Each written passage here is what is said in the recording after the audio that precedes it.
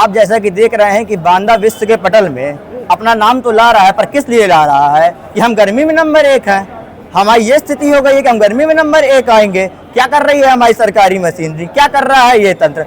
हर साल लाखों का बजट आता है, कहाँ चला जाता है वो बजट।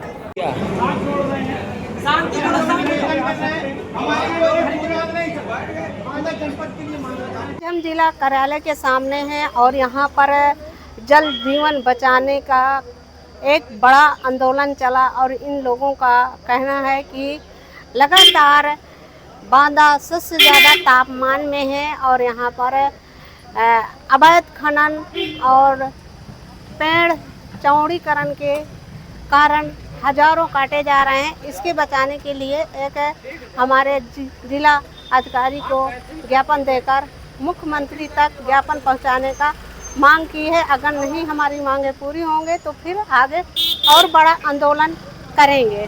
हमारे यहाँ जो पर्यावरण दूषित होता जा रहा है और जो है आज जो ये गर्मी का हालात बना है, कहीं ना कहीं वृक्षों का कटाव हो रहा है, अधिक से अधिक पहाड़ों का खनन हो रहा है और जो है अवैध तरीके से खनन करने से क्या होता है कि जो है धीरे धीरे बंजर होती जा रही हमारी ज़मीनें भी। और वृक्ष लगाने के लिए तो कहा जाता है प्रधानों के द्वारा हर साल ट्रैक्टरों में भर भर के वृक्ष जाते हैं लाखों, लेकिन किसी भी गांव में देखिए कि वो वृक्ष साल में कभी जीवित भी रहते हैं कि नहीं, सब सूख जाते हैं। लगाना तो आसान है लेकिन उनकी देख रेख, उनकी सिंचाई, उन पौधों की देख रेख नहीं होती, जिसके कारण वो वृक्ष लग नहीं पाते हैं और हर साल लगाए जाते हैं, हर साल सूख जाते हैं।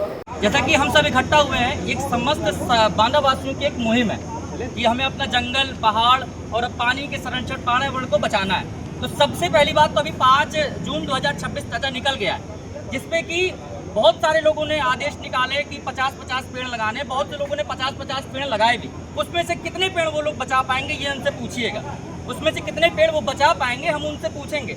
मैं अपनी बात बताऊं तो हमने एक पेड़ लगाया है। उस पेड़, जब तक हम जीवित हैं उस पेड़ को जीवित रखेंगे, ये हम वादा करते हैं। और इस वादे को आप सब भी संकल्प लीजिए कि हमारा पर्यावरण किसी को ज्ञापन देने से या किसी अधिकारी से बात करने से नहीं बचेगा।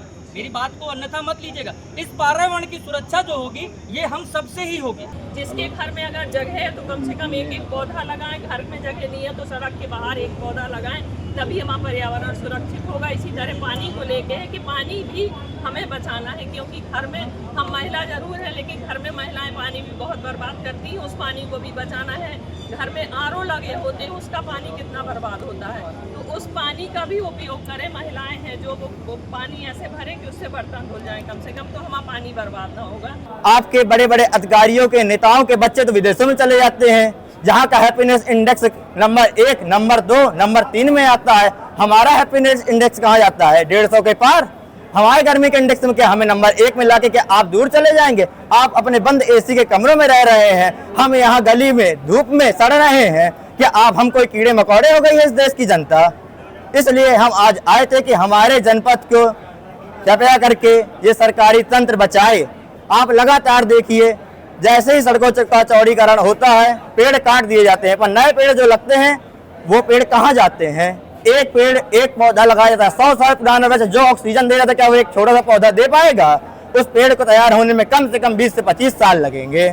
कहाँ है ये सरकारी तंत्र? मैं नेताओं से ज्यादा इस सरकारी तंत्र को कहता हूँ, जो इनने लगातार इतनी बड़ी पढ़ाई करके आते हैं, एक एग्जाम निकालते हैं, उसके बाद वो किधर घुल मिल जाते हैं, भ्रष्टाचार की गोद में जाके सो जाते हैं।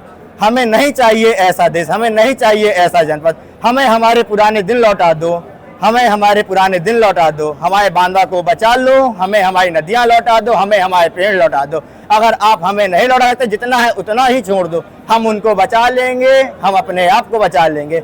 खबर लहरिया, आपकी खबर, आपकी भाषा।